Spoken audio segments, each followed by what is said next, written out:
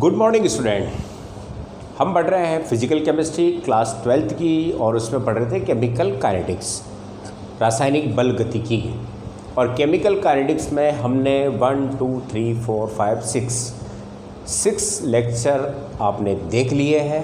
आज है lecture number 7 जहां हम पढ़ने वाले हैं रेट ऑफ रिएक्शन की थ्योरी के बारे में, अभिक्रिया का वेग, उसके सिद्धांत क्या होते हैं। फिर सबसे मेजर पॉइंट यहाँ पर है temperature effect on rate of reaction, अभिक्रिया वेग पर तापमान बढ़ाने का या टेम्परेचर का क्या इफ़ेक्ट होता है। बच्चों यहाँ पर कुछ थ्योरी दी गई है, कोलिजन थ्योरी है, एक्टिवेशन एनर्जी की आर्रीनियस थ्योरी है, उन सब के बारे में डिस्कस करेंगे। तो आज का जो आपका पॉइंट है वो है सबसे पहले theory of ROR, rate of reaction के बारे में सिद्धांत क्या दिए गए। फिर टेम्परेचर इफेक्ट ऑन ROR, और इस जगह हम पढ़ने वाले हैं टेम्परेचर इफेक्ट में अर्हेनियस थ्योरी, जहाँ से बोर्ड में आपका एक न्यूमेरिकल आता है, या तो फर्स्ट ऑर्डर से पूछा जाता है बोर्ड एग्ज़ाम में, या अर्हेनियस थ्योरी की जो एक्टिवेशन एनर्जी है EA, इस पर आपको न्यूमेरिकल मिल जाता है। ओके, इसके अलावा टेम्परेचर कोफिशिएंट के बारे में पढ़ेंगे हम, और कुछ इम्पोर्टेंट ग्राफ स्टडी करने वाले हैं जो एक्टिवेशन एनर्जी पर और आपके एक्टिवेशन एनर्जी की डिपेंडेंस जो टेम्परेचर पर होती है या कैटलिस्ट पर होती है, उनके ग्राफ होंगे। इसके अलावा एक इम्पोर्टेंट ग्राफ जो बोर्ड में पूछा जाता है मैक्सवेल बोल्ट्जमान का कर्व, डिस्ट्रीब्यूशन कर्व जो है। तो ये आज आपके मेन पॉइंट्स हैं जिस पर हम डिस्कस करने वाले हैं। तो आप हमेशा की तरह तैयार हो जाएं, नोटबुक लेके स्टार्ट करते हैं लेक्चर नंबर 7। ओके, सबसे पहला पॉइंट जो आपका है theory of rate of reaction, अभिक्रिया वेग के सिद्धांत क्या है। बच्चों, एक जब रिएक्शन होती है तो वह रिएक्शन रिएक्टेंट से लेकर प्रोडक्ट तक जाती है, तो उसके बीच में क्या होता है, वह किन किन फैक्टर्स पर डिपेंड करती है, उसी का ही हम स्टडी करने वाले हैं। इन सारे ही पॉइंट्स को स्टडी करें उसके पहले मैं आपको ब्रीफ में एक चीज़ बता रहा हूँ ताकि ये सब चीज़ें बड़ी आसानी से आपके दिमाग में आ जाएगी। और वो है एक जर्नी है रिएक्टेंट से लेके कहाँ तक, प्रोडक्ट तक की। बच्चों, मैं एक ग्राफ के द्वारा आपको ये कंप्लीटली एक्सप्लेन कर रहा हूँ। माना कि आपका एक रिएक्टेंट है, मैं यहाँ रिएक्शन लिख देता हूँ AB + CD, और ये कन्वर्ट होकर जा रहा है AD + CB में। इस रिएक्शन पर हम बात करेंगे। यहाँ पर ये आपका रिएक्टेंट है और ये आपका क्या है, प्रोडक्ट है। ओके, अब केमिकल रिएक्शन जब होती है और उसका रेट जो डिपेंड करता है, वो सारी ही चीज़ें इस रिएक्टेंट की कंसंट्रेशन पर डिपेंड करेगा, ये आपको पता है। पर कंसंट्रेशन के साथ साथ एनर्जी का क्या कंसेप्ट है ना, एनर्जी कंसेप्ट के आधार पर रेट ऑफ रिएक्शन को हम एक्सप्लेन करने वाले हैं। तो बच्चों, जब AB और CD दो आपके जो रिएक्टेंट हैं, सबसे पहली चीज़ इनकी एक मॉलिक्यूल्स की क्या होती है, एवरेज एनर्जी होती है। एवरेज एनर्जी होती है इनकी, रिएक्टेंट जो भी है उनकी कुछ अपनी खुद की ऊर्जा होगी। तो एवरेज एनर्जी यानी कि सभी मॉलिक्यूल रिएक्टेंट हैं उनकी औसत एक ऊर्जा है। ओके, मैं यहाँ पर ड्रॉ कर रहा हूँ इस जगह पर, जैसे आपका ये यहाँ पर इधर मैं एनर्जी को शो कर रहा हूँ, इधर आपका पाथ ऑफ रिएक्शन है। यहाँ पर आपके दोनों रिएक्टेंट हैं AB और CD, और इनकी ये एनर्जी ये है पोटेंशियल एनर्जी। ओके, और इस एनर्जी को एवरेज एनर्जी कहा जाता है, यानी कि इनके पास पहले से ही ये एनर्जी मौजूद है। और जब कोई रिएक्शन होती है तो रिएक्शन में आपको पता है कि A और B के बीच में बॉन्ड है, C और D के बीच में बॉन्ड है। और अभिक्रिया कब होती है, जब अभिक्रिया होती है बॉन्ड टूटते हैं और न्यू बॉन्ड वापस बनते हैं। और ये आपको पता है कि बंध को सबसे पहले तोड़ने के लिए आपको क्या करना पड़ेगा, इनकी बॉन्ड एनर्जी के बराबर एनर्जी देनी पड़ेगी। कंसेप्ट क्लियर है कि जब आपका ए और बी है तो इनमें बीच में बॉन्ड बने हुए हैं, सी और डी इनके बीच में बॉन्डिंग है, और इन बॉन्ड्स को जब आप तोड़ोगे तब इंटरमीडिएट स्पीसीज बनेगी, फिर उनके बीच में क्या होता है, न्यू बॉन्ड बनते हैं और प्रोडक्ट बन जाता है। तो सबसे पहले आपको क्या करना पड़ेगा, इन बॉन्ड्स को तोड़ना है तो आप इनको एनर्जी देनी पड़ेगी। कहने का मतलब बॉन्ड टूटेगा तो इसके लिए हर बॉन्ड की नेचर के ऊपर, रिएक्टेंट की नेचर के ऊपर या रिएक्शन के टाइप के ऊपर जो रिएक्टेंट पार्टिसिपेट कर रहे हैं उसके आधार पर इनकी एक न्यूनतम या मिनिमम एनर्जी होगी, वहाँ तक ये एनर्जी गेन करें तो ये टूट कर क्या बन सकते हैं, प्रोडक्ट में चेंज हो सकते हैं। और ये एनर्जी इनकी एवरेज एनर्जी से ज़्यादा होगी। माना कि इस जगह बता रहा हूँ मैं कि ये एनर्जी है और यहाँ तक एनर्जी जब मिलेगी, यहाँ की एनर्जी यानी कि रिएक्टेंट की एनर्जी कहाँ तक हो, इस जगह तक, तो इस एनर्जी पर आते हैं तो ये बॉन्ड टूटते हैं और बनना चालू होते हैं। और इस जगह पर आपका जब बॉन्ड बनेगा और टूटेगा तो मैं इनको इस तरह से कर सकता हूँ, ए बी और ये सी और ये डी, ठीक। और इनके बीच में आपके क्या बनने वाले हैं, वापस बॉन्ड बनने वाले हैं। यहाँ से एक कंसेप्ट बताऊँगा जिसको ध्यान से समझना। ये बॉन्ड आपका जो बन रहा है वो यहाँ यू बन रहा है, ठीक है। अगर मैं इसको यू ना लिख कर यू लिख दूँ, इधर देखना थोड़ा ध्यान से, ए बी और इधर इसको मैं डी को इधर ले आऊँ और सी को इधर ले आऊँ, तो अब ज़्यादा आसानी होगी, स्टीरियो इनहेरिटेंस नहीं रहेगी। ये इस तरह से भी हो सकते हैं और इस तरह से भी हो सकते हैं। अब बच्चों ये एनर्जी मिलेगी कहाँ से, तो इनके पास क्या है, काइनेटिक एनर्जी है, और काइनेटिक एनर्जी है और इस एनर्जी के द्वारा क्या करते हैं, इन रिएक्टेंट के बीच में टक्कर होती है, कोलिजन होता है। A B reactant C D के साथ क्या करेंगे, टक्कर करेंगे, और टक्कर के द्वारा ही क्या होगा, एनर्जी रिलीज होगी, और वही एनर्जी आपकी क्या करेगी, इस एनर्जी को गेन करेगी यहाँ तक आने के लिए। इसका मतलब इनके बीच में फर्स्ट प्रोसेस क्या होगा, ये जैसे ही आप रिएक्टेंट लोगे तो ये मॉलिक्यूल या पार्टिकल ये रिएक्टेंट पार्टिकल आपस में क्या करेंगे, टक्कर करेंगे, और जब टक्कर करेंगे तो टक्कर करने से इनके द्वारा क्या होगी, एनर्जी रिलीज होगी, और वही एनर्जी आपको रिएक्शन के लिए जो आवश्यक एनर्जी है वहाँ तक, ओके। और जब ये एनर्जी मिलती है, इस तरह से कॉम्प्लेक्स मिलते हैं, तो यहाँ पर इसकी एवरेज एनर्जी से ये एनर्जी ज़्यादा है, और आपको पता है कि जब एनर्जी ज़्यादा होती है तो वह स्पीसीज क्या होती है, अनस्टेबल हो जाती है।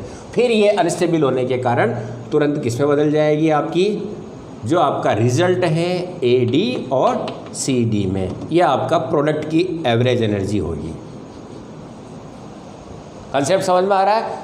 सबसे पहले रिएक्टेंट है, इनके बीच में टक्कर हुई, टक्कर होने के बाद क्या हुआ, टक्कर से एनर्जी मिली, जो रिएक्शन के लिए आवश्यक, बॉन्ड तोड़ने के लिए आवश्यक एनर्जी जो होती है वो इनको मिल जाती है। उसके बाद ये प्रोडक्ट में बदल जाता है। अब डिस्कस करते हैं इन एनर्जीज़ के बारे में, कौन कौन सी है। तो सबसे पहले ये आपका प्रोडक्ट की एवरेज एनर्जी है।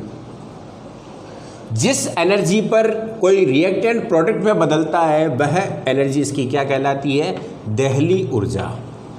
देहली ऊर्जा, थ्रेशहोल्ड एनर्जी, थ्रेशहोल्ड एनर्जी, यानी कि जब रिएक्टेंट को कम से कम इतनी ऊर्जा मिल जाती है तो ही वह प्रोडक्ट में बदलेगा, और नहीं मिलती है तो ये वापस टक्कर करना चालू करेंगे, ओके। अब जो इसकी एवरेज एनर्जी है उससे इसने कम से कम कितनी ऊर्जा और ली है या मुक्त हुई है, आवश्यक हुई है, तो जो एनर्जी इसकी एवरेज एनर्जी को आप एक्स्ट्रा मिले और कहाँ तक पहुँच जाए, देहली एनर्जी तक, इस एनर्जी को हम क्या कहते हैं, एक्टिवेशन एनर्जी। एक्टिवेशन एनर्जी यानी कि ई ए, ये आपकी क्या होगी, ई ए, ये क्या होगी, ई एवरेज। तो रिएक्टेंट को एक्स्ट्रा एनर्जी कितनी दें कि ये उस जगह पहुंच जाए जहां से प्रोडक्ट में बदल सकता है। तो आपकी थ्रेशहोल्ड एनर्जी जो है या देहली ऊर्जा जो है वो क्या होगी, किसी भी रिएक्टेंट को प्रोडक्ट में बदलने के लिए आवश्यक न्यूनतम जो एनर्जी है, मिनिमम जो एनर्जी है, ये एनर्जी होगी तो प्रोडक्ट में बदलेगा, तो उसे हम क्या कहते हैं, देहली ऊर्जा, ठीक है। और एवरेज एनर्जी से आप कितनी एनर्जी इसको और मिले रिएक्टेंट मॉलिक्यूल को जिससे कि ये देहली ऊर्जा प्राप्त कर ले, उस एक्स्ट्रा एनर्जी को क्या कहेंगे हम, एक्टिवेशन एनर्जी, यानी कि इसको सक्रिय किया जाएगा। और जब इस तरह से ये आपके पार्सली जो बॉन्ड होते हैं, पार्टली बॉन्ड बनेंगे, इनको कहा जाता है एक्टिवेटेड कॉम्प्लेक्स।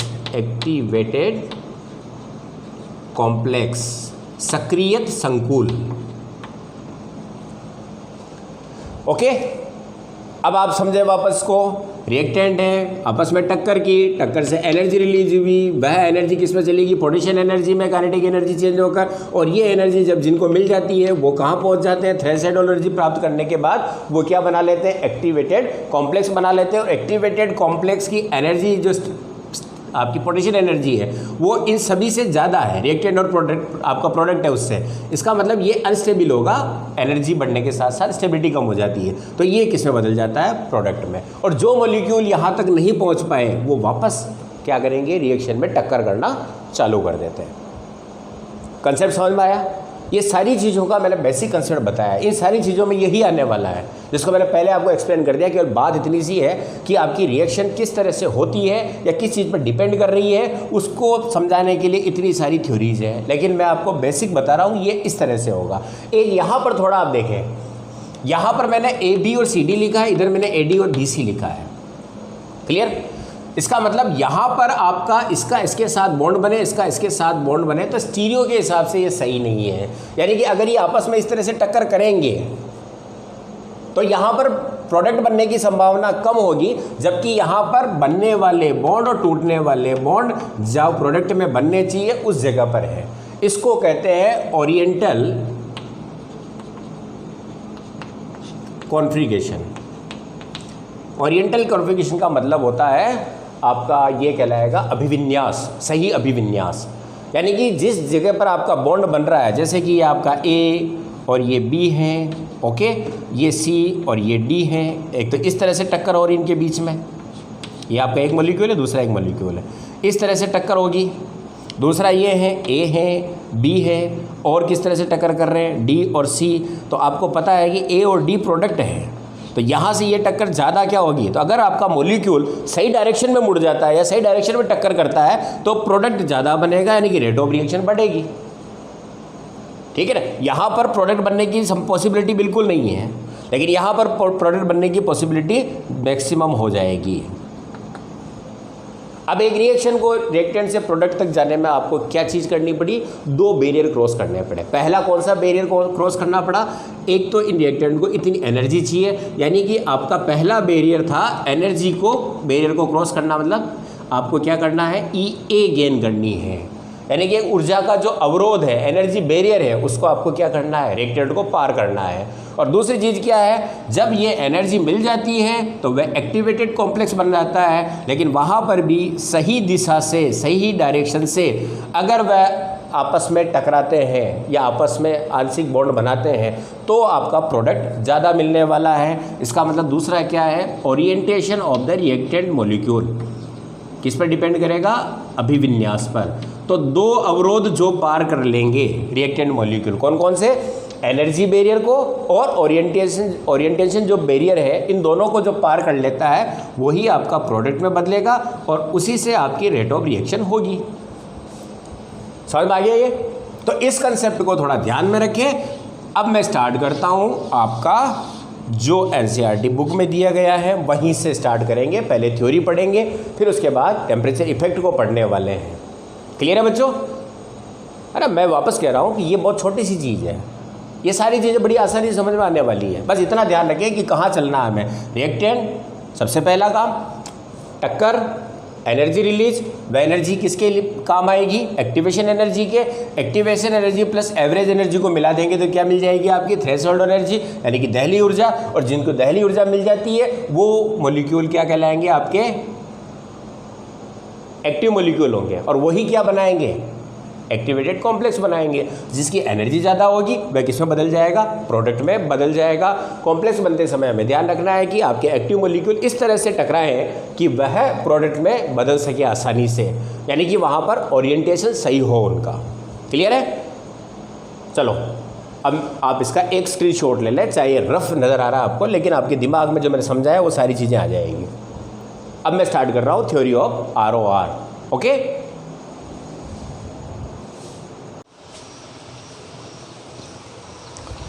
तो बच्चों चलो आगे बढ़ते हैं। अब लेते हैं theory of rate of reaction. यानी कि अभिक्रिया वेग के सिद्धांत, अभिक्रिया वेग के सिद्धांत। किसी भी रासायनिक अभिक्रिया का वेग किन बात पर डिपेंड करता है, उसके लिए दो थ्योरीज दी गई है। एक आपका कोलिजन थ्योरी है, यानी कि टक्कर सिद्धांत, टक्कर सिद्धांत जिसको कि कोलिजन थ्योरी, और दूसरा जो है वो है आपका एक्टिवेशन एनर्जी सिद्धांत, यानी कि सक्रियण ऊर्जा सिद्धांत, सक्रियण ऊर्जा सिद्धांत, एक्टिवेशन एनर्जी थ्योरी।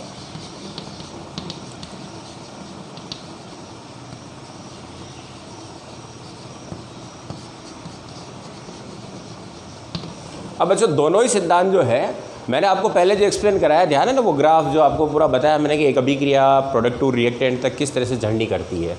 उनमें पहला सिद्धांत जो टक्कर सिद्धांत या कोलिजन थ्योरी है, ये आपकी इस पर डिपेंड करता है अभिक्रिया का वेग कि जो रिएक्टेंट होते हैं वो पहले क्या करते हैं, आपस में टक्कर करते हैं। उनकी जो एवरेज एनर्जी होती है उनसे उनकी क्या होती है, एक मॉलिक्यूल दूसरे मॉलिक्यूल से टक्कर करेगा, और टक्कर करने से क्या होगा, एनर्जी का एक्सचेंज होता है। जैसे कि आपके ये मॉलिक्यूल है, ये मॉलिक्यूल है, इसकी एवरेज एनर्जी 10 है, इसकी एवरेज एनर्जी 10 है, और इनके बीच में टक्कर होगी तो एक की एनर्जी तो हो जाएगी कम, जैसे 6 हो गई, और दूसरे की एनर्जी क्या हो जाएगी, यहाँ पर आपकी 14 हो जाएगी।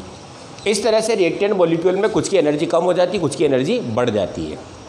ओके, और ये जो आपका अभिक्रिया का वेग है, रेट ऑफ रिएक्शन जो है वो किस पर डिपेंड करता है, इसी टक्करों की संख्या पर, यानी कि कोलिजन फ्रीक्वेंसी पर, कोलिजन फ्रीक्वेंसी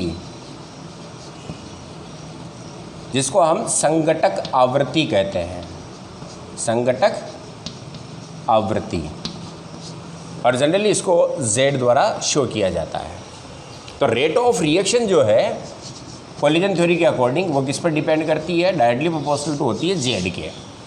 जितने मॉलिक्यूल ज़्यादा टक्कर करेंगे उनमें उतना ही एक्सचेंज होगा एनर्जी का, और कुछ मॉलिक्यूल की एनर्जी इस तरह से बढ़ती जाएगी, और जब ये एनर्जी उसकी किसके बराबर हो जाती है, थ्रेशोल्ड एनर्जी के बराबर, यानी कि दहली ऊर्जा के बराबर हो जाती है, तब वहाँ पर जाकर ये एक्टिव मॉलिक्यूल होगा। ये जो थ्रेशोल्ड एनर्जी ले लेता है वो क्या कहलाएगा, आपका एक्टिव मॉलिक्यूल कहलाएगा।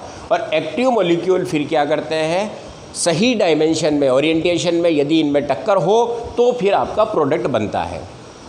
ओके, तो कोलिजन थ्योरी क्या है, सबसे पहली चीज़ कि कोलिजन थ्योरी में जो दिया गया प्रिंसिपल है वो है आपका kinetic theory, kinetic molecular theory पर आधारित है, अणुगतिक सिद्धांत पर बेस है। और इसका पहला क्या है कि रिएक्टेंट मॉलिक्यूल परस्पर टक्कर करते हैं, और टक्कर करने के द्वारा एनर्जी का एक्सचेंज होता है, जिसके द्वारा कि कुछ पार्टिकल जो रिएक्टेंट के होते हैं उनकी एनर्जी क्या हो जाती है, इंक्रीज होती है। ओके, और रेट ऑफ रिएक्शन किस पर डिपेंड करता है, उसी टक्कर की आवृत्ति पर, यानी कि संघटक आवृत्ति पर डिपेंड करेगा। तो ये पहला जो रूल है इसका कि ROR is directly proportional to Z। Z यहाँ पर क्या है, संघटक आवृत्ति, कोलिजन फ्रीक्वेंसी, और कोलिजन फ्रीक्वेंसी क्या होती है, तो इकाई आयतन यानी कि यूनिट वॉल्यूम में, इकाई आयतन में प्रति सेकंड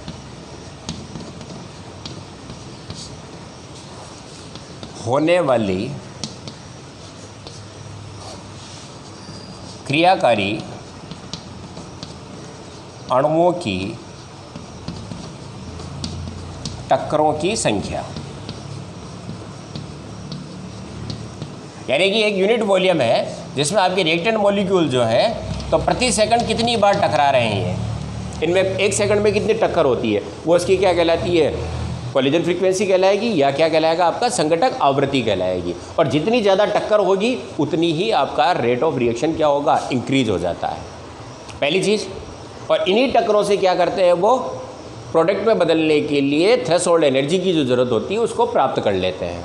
और सेकंड चीज़ ये कहता है थ्योरी में कि ओरिएंटेशन यानी कि जो टक्कर होती है वो सही दिशा में होनी चाहिए, क्योंकि जब बंद टूटते हैं और बंद बनते हैं तो उनके बीच में 3 डायमेंशन में जो टक्कर हो तो उनके बॉन्ड या उनके मॉलिक्यूल इस तरह से आमने सामने आए कि वहाँ पर बंद का बनना और टूटना आसान हो।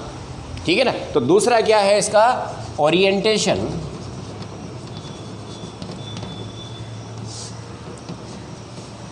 सही दिशा में टक्कर हो जाना। एग्जाम्पल के लिए आप देख सकते हैं, जैसे कि मैं एक रिएक्शन के लिए बात कर रहा हूँ कि ए मॉलिक्यूल है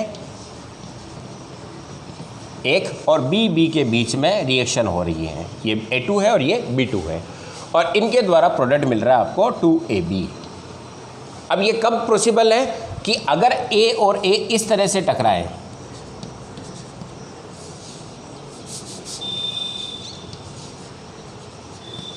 पहली कंडीशन। दूसरी कंडीशन ये है कि A मॉलिक्यूल इस तरह से हो और B इस तरह से हो टक्कर के समय। ठीक है। और तीसरी कंडीशन, ये इस तरह से टक्कर करें। अब यहां पर आपके इनके बंद और इनके बीच में बनने वाले बॉन्ड ये सही ओरिएंटेशन में है। जब इन पर टक्कर होगी तो ये बंद टूट जाएगा और ये बंद मिलेगा, तो इसका रिजल्ट मिलेगा 2AB। यहाँ पर ये और ये दोनों आपके सही ओरिएंटेशन में है, बाकी ये नहीं है, तो यहाँ पर जो आपका रिजल्ट आएगा वो होगा केवल AB, यानी कि रेट ऑफ रिएक्शन आधी रह जाएगी। और इस टक्कर का परिणाम क्या होगा, इसका कोई रिजल्ट मिलने वाला नहीं है, जबकि ये एनर्जी गेन कर चुके हैं। समझ में आ रहा है ना। सबसे पहले इनके बीच में टक्कर हुई, इन्होंने एनर्जी गेन की, और ये अब क्या बन गए हैं, एक्टिव मॉलिक्यूल बन गए हैं। और इन एक्टिव मॉलिक्यूल के बीच में वापस क्या मिलेगा आपको, एक्टिव कॉम्प्लेक्स बनेगा, यानी कि इनके बीच में वापस क्या होगी, एक टक्कर होगी। तो यहाँ पर इनका ओरिएंटेशन क्या है, तो ओरिएंटेशन सही होने पर आपका रेट ऑफ रिएक्शन, जैसे यहाँ पर दोनों थे दोनों बदल गए, यहाँ पर 2 थे एक बदला, और यहाँ पर कोई नहीं बदलेगा क्योंकि इसका ओरिएंटेशन सही नहीं है। तो कोलिजन थ्योरी के अकॉर्डिंग ओरिएंटेशन को मैं यहाँ पर P सिंबल दे रहा हूँ, ओके, या यहाँ पर आप इसको F भी दिया जा सकता है। तो अब इस थ्योरी के हिसाब से रेट ऑफ रिएक्शन जो है ROR यानी कि dx/dt is directly proportional to किसके है, P × Z के। ये आपकी कोलिजन थ्योरी है।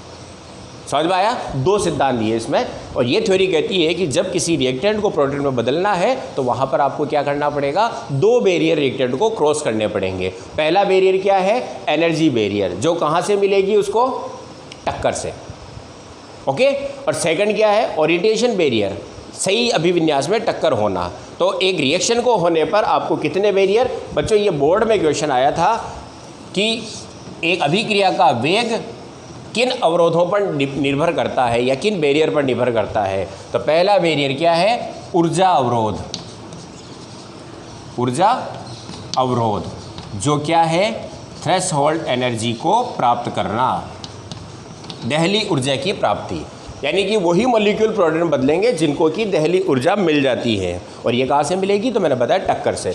और दूसरा है ओरिएंटेशन बैरियर, अभिविन्यास अवरोध। एक तो आपका ऊर्जा अवरोध होगा और दूसरा क्या होगा इसका, अभिविन्यास अवरोध। तो 2 अवरोध जो पार कर लेता है रिएक्टेंट वही किस में बदल जाता है, प्रोडक्ट में। और जो 2 अवरोध पार करते हैं उन्हीं पर ही रेट ऑफ रिएक्शन क्या करता है, निर्भर करता है। बोलो समझ में आया कोलिजन थ्योरी, ओके। और यहाँ पर एक चीज़ ध्यान रखें, संघटक आवृत्ति क्या होती है, तो इकाई आयतन में रिएक्टेंट मॉलिक्यूल की प्रति सेकंड होने वाली टक्करों की संख्या को क्या कहा जाता है, संघटक आवृत्ति। और इसी पर ही आपका रेट ऑफ रिएक्शन क्या करता है, डिपेंड करता है, डायरेक्टली प्रोपोर्शनल टू होता है। जितनी ज़्यादा आवृत्ति होगी उतना ही आपका रेट ऑफ रिएक्शन बढ़ जाता है, ठीक है। और दूसरी चीज़ है ओरिएंटेशन, आपका जो बैरियर है उसको क्रॉस करने वाले रिएक्टेंट मॉलिक्यूल, उसी पर आपका क्या होता है, रेट ऑफ रिएक्शन डिपेंड करता है। समझ में आ गया बच्चों, चलो इसका स्क्रीनशॉट ले लो। अब दूसरी थ्योरी की बात करते हैं अपन, activation theory, activation energy theory या एक्टिवेशन कॉम्प्लेक्स थ्योरी। मिटा दूं,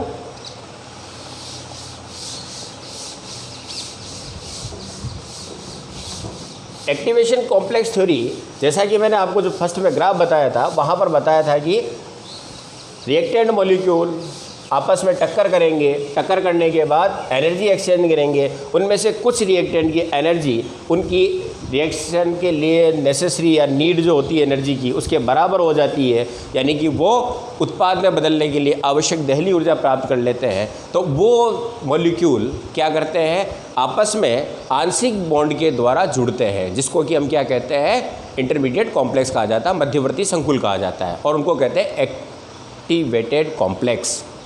ठीक है ना। तो यहाँ पर प्रिंसिपल ये कहता है कि सबसे पहले ए और ए ये मॉलिक्यूल है, ठीक है, और बी ये मॉलिक्यूल है आपका, इनके बीच में रिएक्शन हुई, तो सबसे पहले तो क्या करेंगे, ये एक्टिव होंगे। तो एक्टिव होने का मतलब मैं यहाँ पर लिख रहा हूँ इसको, ये आपका एक्टिव वॉल्यूम हो गया। और ये कहाँ से मिलेगी इनको, कोलिजन से एनर्जी मिलने वाली, यानी कि इनकी एनर्जी किसके बराबर हो गई है, अब दहली ऊर्जा के बराबर हो गई है।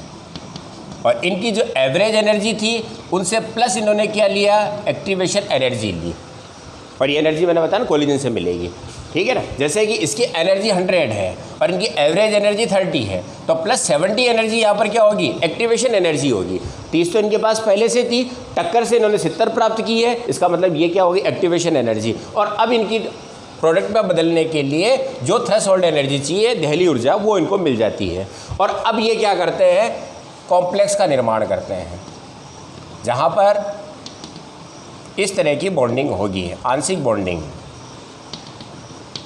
और ये आपका मिलेगा एक्टिवेटेड कॉम्प्लेक्स, एक्टिवेटेड कॉम्प्लेक्स, मध्यवर्ती संकुल होगा। ठीक है, जिसको कि सक्रिय संकुल कहा जाता है, सक्रियत संकुल। ओके।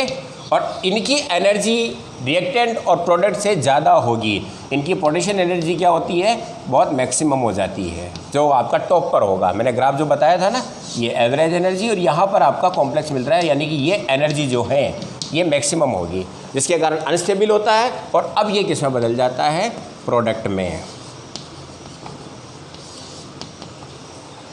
तो यहाँ पर रेट ऑफ रिएक्शन किसके लिए बताया इसने, कि रेट ऑफ रिएक्शन इस सक्रिय संकुल की जो आपकी सांद्रता है या जो इनकी मात्रा है उस पर डिपेंड करने वाली है। जितने ज़्यादा एक्टिवेटेड कॉम्प्लेक्स मिलेंगे आपको, उतने ही प्रोडक्ट आपको प्राप्त होंगे। तो रेट ऑफ रिएक्शन किस पर डिपेंड कर रही है, rate of reaction directly proportional to activated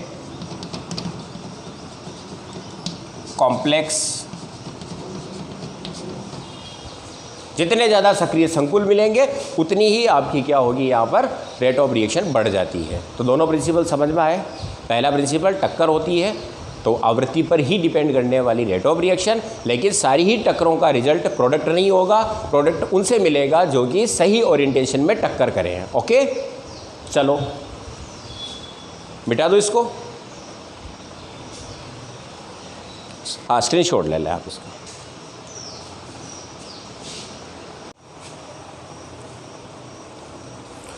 अब theory of rate of reaction के बाद हम पढ़ने वाले हैं temperature effect on rate of reaction.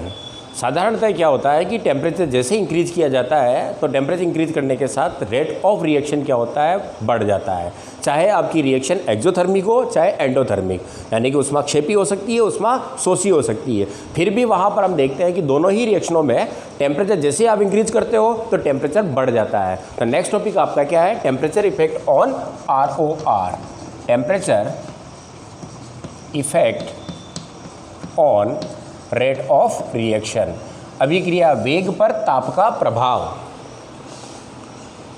अब मैं बता रहा हूँ आपको क्या, कि तापमान बढ़ाते हैं तो रेट ऑफ रिएक्शन क्या होता है, इंक्रीज होगा। ठीक है ना। अब क्यों होता है, तो आपको पता है कि रिएक्शन की सबसे पहली स्टेज क्या होती है, जो रिएक्टेंट है उनके अंदर जो बॉन्ड है उनको तोड़ना होगा, और बॉन्ड तोड़ने के लिए आपको क्या चाहिए, एनर्जी चाहिए। सही है ना। तो सबसे पहले आप बॉन्ड को तोड़ोगे तो उसके लिए एनर्जी, और जब आप टेम्परेचर बढ़ाते हो तो वहाँ पर क्या होगा, एनर्जी बढ़ जाएगी। बॉन्ड को तोड़ने के लिए जो नेसेसरी नीड जो है एनर्जी की वो मिलेगी, तो बंध आसानी से टूट जाते हैं, और जितने बंध टूटेंगे उतना ही आपकी रिएक्शन का रेट क्या हो जाएगा, इंटरमीडिएट जो आपके स्पीसीज होगी उनका फॉर्मेशन होगा, प्रोडक्ट में बदलेंगे। इसके अलावा टेम्परेचर बढ़ने से क्या होता है, काइनेटिक एनर्जी बढ़ जाती है। मॉलिक्यूल की। और काइनेटिक एनर्जी बढ़ेगी तो वहाँ पर नंबर ऑफ जो कोलिजन है, यानी कि संघटक आवृत्ति जो है, टक्करों की संख्या है, वो भी क्या होगी, बढ़ जाएगी। और आपको पहले बताया मैंने पहले वाले प्रिंसिपल में, टक्करों की संख्या पर ही आपका रेट ऑफ रिएक्शन क्या होता है, बढ़ता है। ठीक है। प्रायोगिक रूप से देखा गया है कि T डिग्री सेंटीग्रेड पर यदि आपका रेट कांस्टेंट K है, KT कह देता हूँ उसको, T डिग्री सेंटीग्रेड टेम्परेचर पर आपका रेट कांस्टेंट क्या आ रहा है उस अभिक्रिया के लिए, KT है। और 10 डिग्री गेन करने पर, यानी कि 10 डिग्री टेम्परेचर आप इंक्रीज कर दें, तो नेक्स्ट टेम्परेचर क्या हो गया आपका, T डिग्री प्लस 10 हो गया ना, T प्लस 10 डिग्री। इस पर आपका नया जो कांस्टेंट आता है वो होता है KT प्लस 10। और यहाँ पर इसकी जो इंक्रीमेंट हो रहा है, यानी कि जो वैल्यू आ रही है, वो लगभग इस वैल्यू से 2 से 3 गुना होती है। यानी कि KT प्लस 10 जो आपका 10 डिग्री इंक्रीज करने पर कांस्टेंट आता है, रेट कांस्टेंट, और KT का रेशियो जो आता है लगभग किसके बराबर होता है, वो 2 से 3 के बराबर। यानी कि वेग नियतांक डबल या 3 गुना हो जाता है। और आपको पता है कि वेग नियतांक डायरेक्टली प्रोपोर्शनल तो होता है रेट ऑफ रिएक्शन के। आपने लिखा ना dx/dt, लिखकर आगे क्या लगाते हैं हम, K और कंसंट्रेशन। यानी कि इसका रिलेशनशिप क्या आ रहा है सीधा, कि K का मान बढ़ने के साथ साथ आपका रेट ऑफ रिएक्शन बढ़ जाता है। तो इसका मतलब रेट ऑफ रिएक्शन भी क्या होता है आपका, 2 से 3 गुना हो जाता है। ओके बच्चों। और इस रेशो को हम क्या कहते हैं, टेम्परेचर कोएफिशिएंट।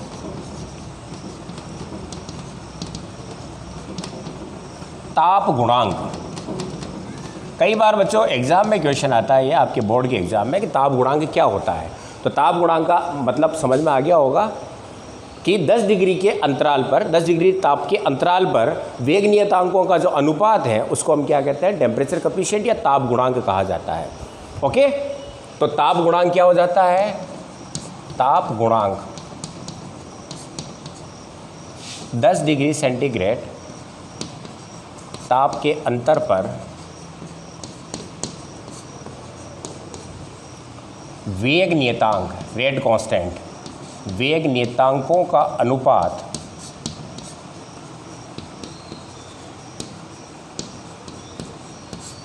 ताप गुणांक कहलाता है। समझ में आया बच्चों।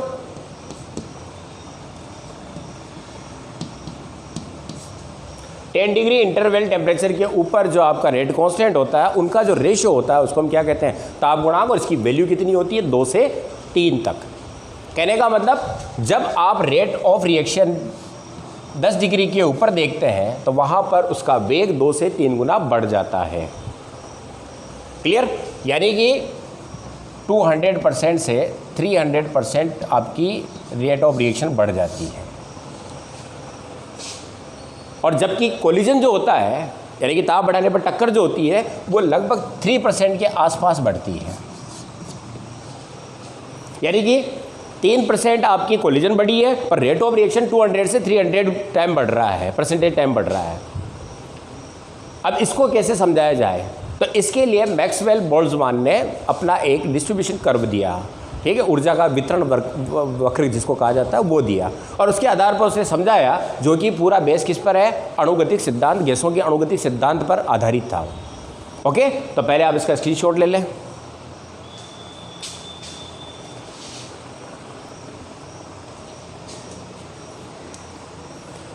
मिटा दो। अब मैक्सवेल और बोल्ट्जमान ने टेम्परेचर इफेक्ट पर काइनेटिक एनर्जी और जो पार्टिकल्स होते हैं उनके बीच में स्टडी किया, और उनके आधार पर उसने टेम्परेचर इफेक्ट को एक्सप्लेन किया। मैक्सवेल और बोल्ट्जमान का जो कर्व है वो डिस्ट्रीब्यूशन कर्व है, जहाँ पर पार्टिकल को डिस्ट्रीब्यूट किया उसने। एक तरफ उसने फ्रैक्शन ऑफ रिएक्टेंट पार्टिकल,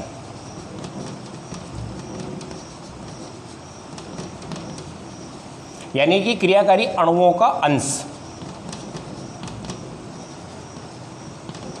और दूसरी तरफ उसने एनर्जी ली, काइनेटिक एनर्जी। इसने पाया कि जब रिएक्शन होती है तो रिएक्टेंट के जो मॉलिक्यूल होते हैं उन सबकी एनर्जी एक जैसी नहीं होती। हाँ, एवरेज एनर्जी मानते हैं हम सभी की मिला के, लेकिन सभी पार्टिकल्स की एनर्जी अलग अलग होती है। जैसे कि कुछ पार्टिकल है, ये आपके रिएक्टेंट पार्टिकल बता रहा हूँ मैं, ठीक है, किसी की 6 किलो जूल है, किसी की 4 है, किसी की 10 है, किसी की 12 है, किसी की 9 है, किसी की 8 है, किसी की 7 है। इस तरह से इनके पास एनर्जी होती है और इन सब का जो होता है वो रिएक्टेंट की एवरेज निकालते तो एवरेज एनर्जी आ जाती है। ओके, और जब इनमें क्या होता है, कोलिजन होता है, टक्कर होती है, तो टक्कर होने के साथ साथ क्या होता है, इनकी कुछ की एनर्जी बढ़ती है, कुछ की एनर्जी कम होती जाती है। तो वहाँ पर देखा कि ये आपके पार्टिकल जो अंश है इसको मैं कर देता हूँ NE/NT। NE का मतलब पार्टिकल की एनर्जी और ये टोटल पार्टिकल जो है, ये एनर्जी युक्त पार्टिकल है और ये क्या है आपका टोटल पार्टिकल है। टोटल में से जो आपके पार्टिकल जिनकी एनर्जी है उनको शो किया जा रहा है। तो यहाँ पर ये कर्व इस तरह से आता है,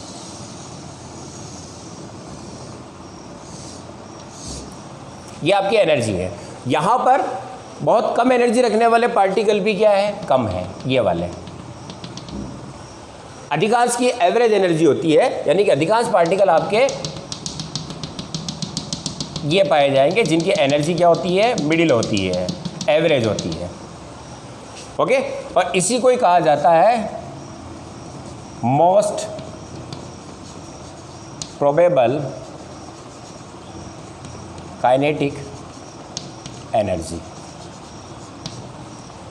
अति संभाव्य गतिज ऊर्जा, जो किसी रिएक्टेंट की नेचर पर डिपेंड करेगी। तो ये इसकी एवरेज एनर्जी होगी। और यहाँ पर प्रोडक्ट में बदलने के लिए ये एनर्जी जो है, जैसे यहाँ पर आपकी 10 किलो जूल है, यहाँ पर 20 है, यहाँ पर 30 है, यहाँ पर 40 है और ये जैसे 60 है। तो 60 किलो जूल अगर ऊर्जा किसी पार्टिकल की हो जाती है तो वह उसकी क्या होगी, एक्टिवेशन एनर्जी होगी। और इतनी एक्टिवेशन एनर्जी जब उनको मिल जाती है तो वह किस में बदल जाता है, प्रोडक्ट में। तो ये जो पार्टिकल है ये आपके वही है जो कि प्रोडक्ट में बदलते हैं। यानी कि इतने पार्टिकल थे वो सब एक्टिवेशन एनर्जी से कम एनर्जी रखते हैं, यानी कि ये वापस कोलिजन करेंगे। अब इनमें से टक्कर से जिनकी एनर्जी इस पर पहुंच जाती है 60 कैलोरी पर, यानी कि एक्टिवेशन एनर्जी जो गेन कर लेता है वो आपकी किस में बदल जाते हैं, अब प्रोडक्ट में। इसका मतलब ये फ्रैक्शन आपकी बहुत कम है। जितने पार्टिकल आपके कोलिजन कर रहे हैं उनसे ये पार्टिकल क्या आपके कम हैं, यानी कि दहली ऊर्जा प्राप्त करने वाले पार्टिकल क्या होंगे, आपके कम होंगे। तो रेट ऑफ रिएक्शन इन्हीं पर डिपेंड करने वाला है। अब आप T डिग्री सेंटीग्रेड के बाद +10 कर देते हैं, 10 डिग्री ताप बढ़ा देते हैं, तो ये लेफ्ट साइड में शिफ्ट हो जाता है। ये ग्राफ अब आपका इस तरह से होगा।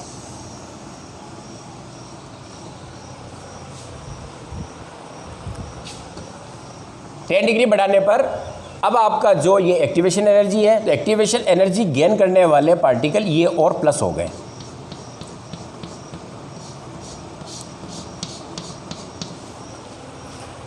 ये पहले T डिग्री पर था, अब ये किस पर है, T + 10 डिग्री सेंटीग्रेड पर, और ये T डिग्री पर। तो उसने देखा कि 10 डिग्री सेंटीग्रेड ताप बढ़ाने पर एक्टिवेशन एनर्जी गेन करने वाले पार्टिकल का अंश जो है, फ्रैक्शन है, वो बढ़ जाता है। ओके, ये आपका मैक्सवेल का डिस्ट्रीब्यूशन कर्व कहलाता है, डिस्ट्रीब्यूशन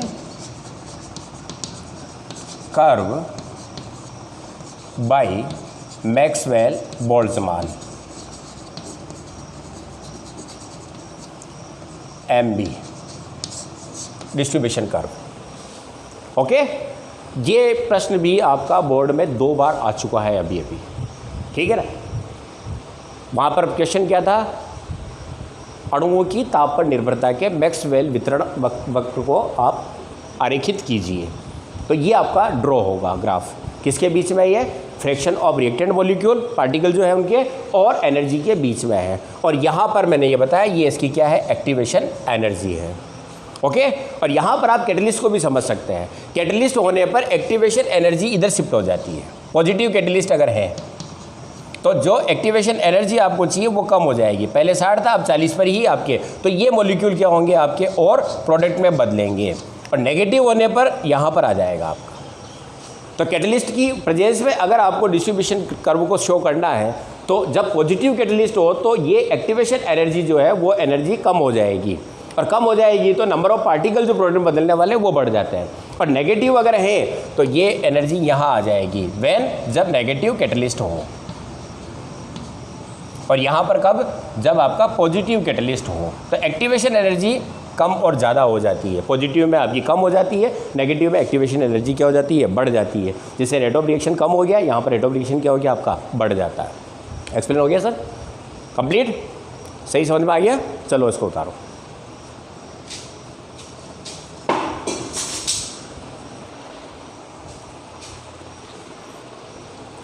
अब रेट ऑफ रिएक्शन पर टेम्परेचर इफेक्ट को समझाने के लिए अरेनियस ने भी एक्टिवेशन एनर्जी को बेस बनाया, और अरेनियस ने एक इक्वेशन दी मैथमेटिकल, जिसके आधार पर आप टेम्परेचर की डिपेंडेंस को समझ सकते हैं, किस पर, रेट ऑफ रिएक्शन पर या रेट कांस्टेंट के ऊपर। अरेनियस की इक्वेशन क्या है, तो अरेनियस इक्वेशन, अरेनियस की समीकरण जो कि किसको बताती है, के व टेम्परेचर में रिलेशन को। के आपका रेट कांस्टेंट, टी यहाँ पर टेम्परेचर है, और रेट कांस्टेंट ही किसको शो करता है, रेट ऑफ रिएक्शन को बताता है, क्योंकि रेट ऑफ रिएक्शन के पर डिपेंड करेगी। के जितना ज़्यादा है रेट ऑफ रिएक्शन उतनी क्या होगी, ज़्यादा होगी। और इसकी इक्वेशन बच्चों बड़ी सिंपल सी थी कि यह दी थी के equal A E A upon R T. ये अरेनियस की मैथमेटिकल इक्वेशन थी जो रेट कांस्टेंट और एक्टिवेशन एनर्जी और टेम्परेचर के बीच में रिलेशनशिप को बताती है। के यहाँ पर क्या है, तो के रेट कांस्टेंट है,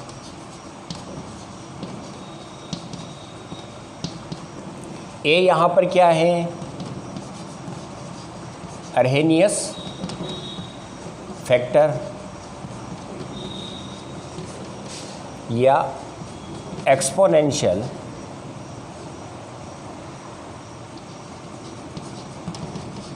फैक्टर, प्री एक्सपोनेंशियल फैक्टर, पूर्व चरघातांकी गुणांक, और minus E A upon R T क्या है, ये बोल्ट्जमान कांस्टेंट है,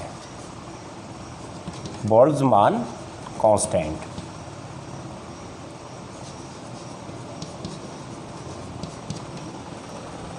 ओके बच्चों, और ई ए यहाँ पर क्या है, एक्टिवेशन एनर्जी है।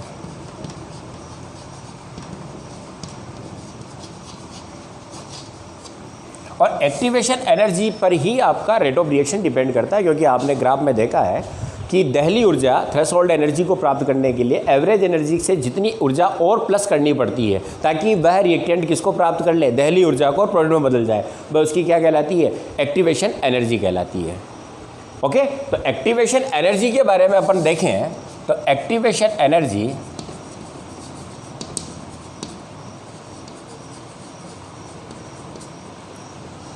क्या होगी, वह अतिरिक्त ऊर्जा जो रिएक्टेंट मॉलिक्यूल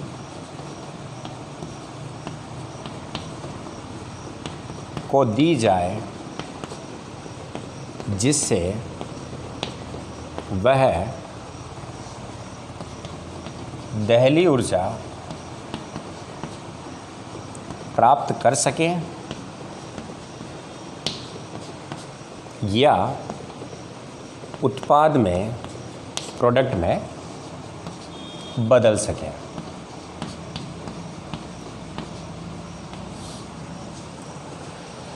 जैसा कि आपको मैंने पहले बताया कि ये आपका ग्राफ था, तो ये रिएक्टेंट की एवरेज एनर्जी है, ये उसकी थ्रेशोल्ड एनर्जी है, दहली ऊर्जा है।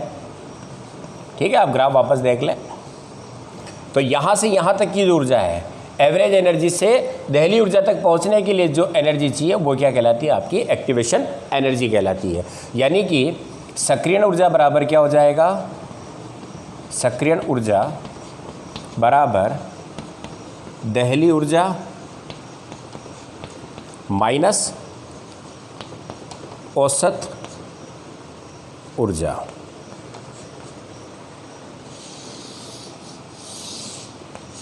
ओके, यानी कि दहली ऊर्जा सबसे ज़्यादा होगी जहाँ से वह उत्पाद में बदलता है। तो एवरेज ऊर्जा जो है मॉलिक्यूल की, उसको कितनी ऊर्जा और प्लस कर दी जाए जिससे कि वो किस में बदल जाए, उत्पाद में बदल जाए, दहली ऊर्जा को प्राप्त कर ले, तो वह उसकी क्या कहलाएगी, एक्टिवेशन एनर्जी कहलाएगी। और ये किस पर डिपेंड करती है, तो एक्टिवेशन एनर्जी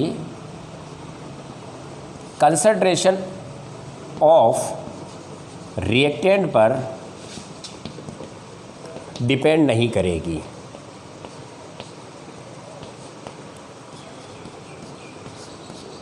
ओके, कंसंट्रेशन आपकी कुछ भी हो, उस पर एक्टिवेशन एनर्जी डिपेंड नहीं करने वाली है।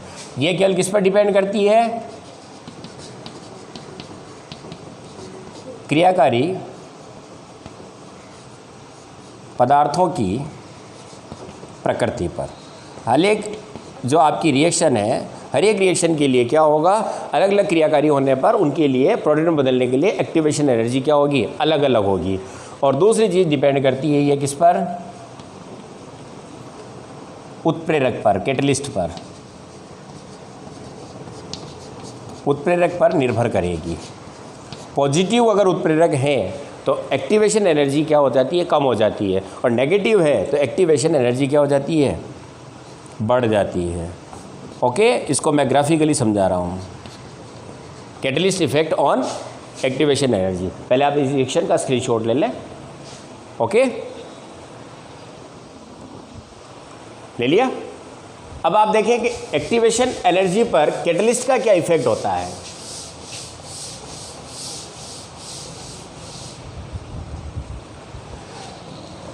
ये आपका पाथ ऑफ रिएक्शन है जो मैंने पहले बता दिया है, ठीक है। इधर आपकी क्या है, एनर्जी है, ये रिएक्टेंट की एवरेज एनर्जी है, और ये यहाँ पर इसकी दहली ऊर्जा है, और ये आपका प्रोडक्ट है।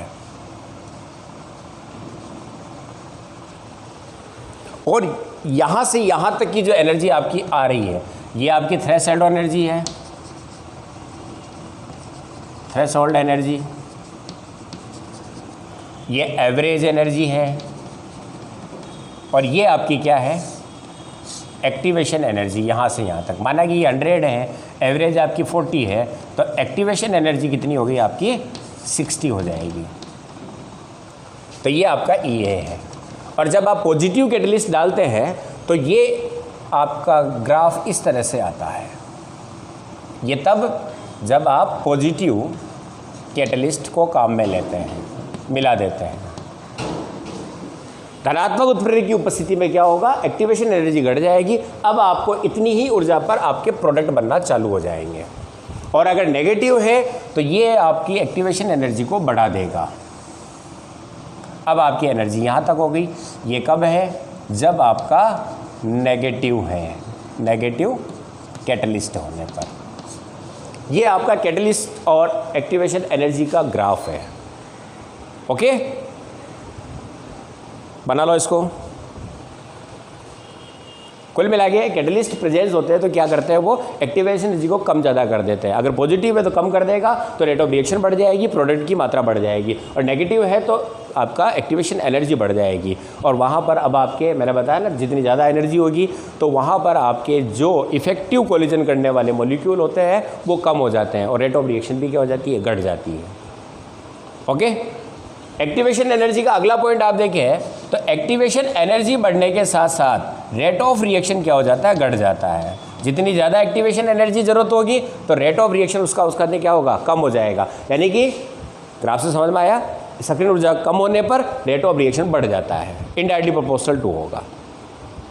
ओके, और कहाँ से मिलेगी एक्टिवेशन एनर्जी, तो ये मिलती है आपको कहाँ से, collision of reactant molecule, reactant molecule से आपस में अणु टकराते हैं, टक्कर के द्वारा एनर्जी एक्सचेंज करते हैं, तो कुछ मॉलिक्यूल को वो एनर्जी मिल जाती है, एक्टिवेशन एनर्जी, और वो किस में बदल जाते हैं, प्रोडक्ट में। ओके बच्चों, चलो इसको उतार लो।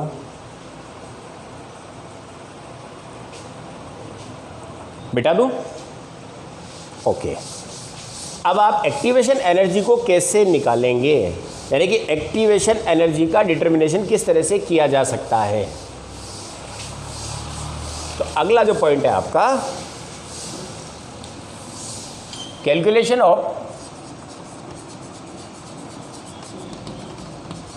Activation energy.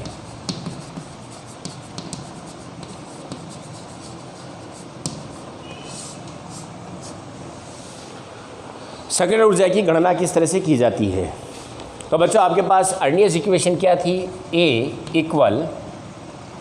Equal A E minus E A upon R T.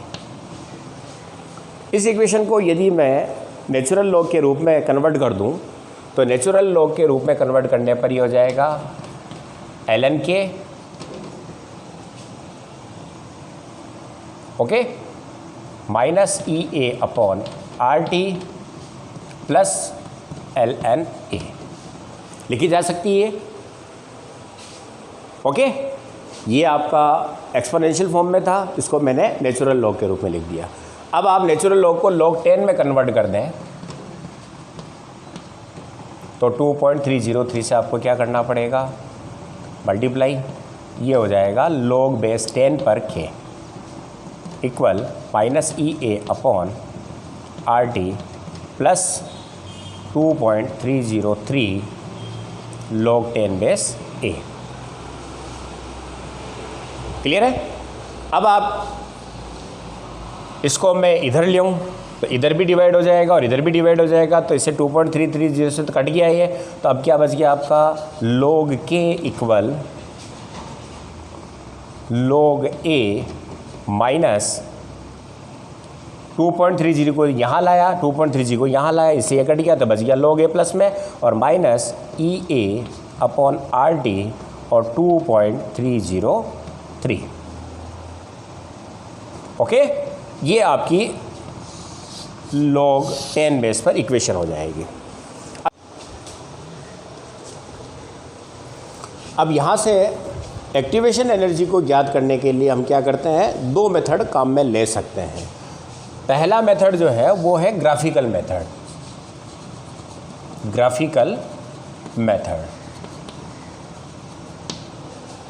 Temperature और log k के बीच में हम ग्राफ प्लॉट करते हैं। तो आपकी इक्वेशन क्या है? log k equal minus E A upon 2.303 are T plus log a। ठीक है बच्चों, यहाँ पर ये आपका इक्वेशन देखें तो y बराबर एम एक्स प्लस सी के रूप में, यानी कि आपको लीनियर लाइन प्राप्त होने वाली है, और t यहाँ पर माइनस साइन है। इसका मतलब स्लोप आपका क्या होगा? रिवर्स होगा, नीचे की ओर होगा। तो log k 1/t directly proportional to, okay. log a यहाँ पर क्या हो जाएगा आपका? इंटरसेक्ट, अंतःखंड होगा, और minus E A upon 2.303 R यहाँ पर क्या होगी? आपकी कांस्टेंट वैल्यू होगी। अब आप इसका ग्राफ प्लॉट करें तो ये ग्राफ आपको इस तरह से मिलेगा। इधर आपका log k है, ये आपका 1/t है, और स्लोप कहाँ आएगा इसका? नीचे की ओर। और यहाँ पर जो आपका स्लोप मेजर करोगे, निकालोगे, तो निकालने का तरीका आपको पता है। tan थीटा करके हम क्या करते हैं? स्लोप को निकाल लेते हैं। ये आपका स्लोप डिटर्मिनेशन इस तरह से कर लिया जाता है, जो आपको पहले से पता है। और जो स्लोप आएगा tan थीटा वो किसके बराबर हो जाएगा? Minus E A upon 2.303 R से। तो स्लोप मेजर करेंगे और यहाँ से हम क्या करेंगे? ई ए की वैल्यू ज्ञात कर लेंगे। ये आपका किसके बराबर है? tan थीटा के बराबर हो जाएगा। ओके बच्चों, तो log k और 1/t के बीच ग्राफ प्लॉट किया जाएगा और फिर स्लोप डिटरमाइन करके ई ए ज्ञात कर ली जाती है। ये पहला मेथड है। ओके, चलो इसको उतार लो। अब सेकंड मेथड क्या है? हम अलग अलग टेम्परेचर के ऊपर रेट कांस्टेंट निकालते हैं और उससे ई ए का मेजर करेंगे। यानी कि इंटरवल टेम्परेचर के ऊपर क्या करेंगे? हम वैल्यू निकालेंगे k की और फिर उससे ई ए को कैलकुलेट करेंगे। मिटा दो इसको, चलो ये मिटाया।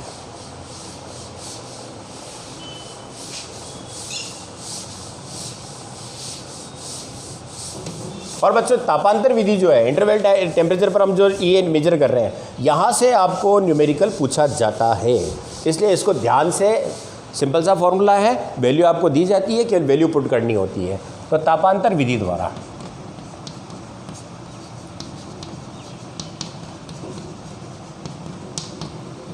मैं यहाँ पर दो टेम्परेचर ले रहा हूँ, एक तो T1 है और एक आपका क्या है T2 है। ओके, कैपिटल सॉरी, ये T1 है और ये क्या आपका T2 है। T1 पर आपका रेट कांस्टेंट क्या है, K1 है, और इस पर रेट कांस्टेंट क्या है, K2 है। तो इक्वेशन के अनुसार क्या हो जाएगा, log K1 equal minus EA 2.303 R T1 plus log A, और इसी तरह से K2 बराबर हो जाएगा log K2 बराबर minus EA upon 2.303 R T2 plus log A। हो गया ये। अब पहली इक्वेशन, इसको नंबर 1 दे देता हूँ, इसको 2 दे देता हूँ। इक्वेशन 2 से 1 को माइनस करने पर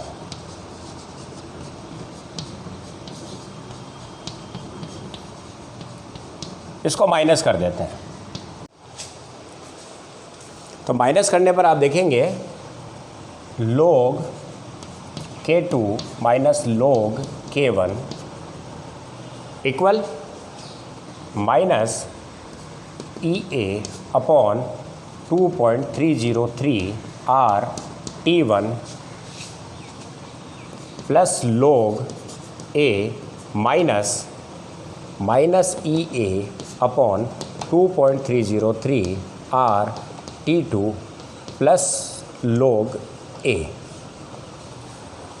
ओके, अब इसको हम लिख सकते हैं log K2 upon K1 equal, अब आप देखें इसमें से मैं कॉमन ले लेता हूँ EA अपॉन 2.303 R को कॉमन ले लिया, ये माइनस माइनस क्या हो गया आपका प्लस, तो यहाँ पर क्या बच गया आपका 1 अपॉन T2, और इधर आपका ये माइनस में ही है, तो ये हो जाएगा आपका, सॉरी यहाँ पर 2 है और यहाँ पर 1 है ना, K2 से K1 को, तो ये बच गया आपका T1 और ये हो गया 1 अपॉन T2।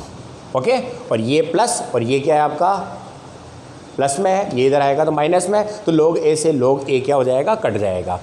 क्लियर है।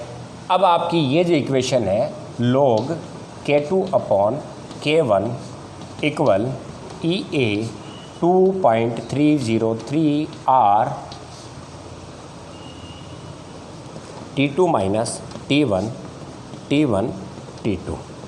अब इसको भी लिख सकते हैं और ये मैंने आगे सोल्व कर ली, तो ये इक्वेशन होगी।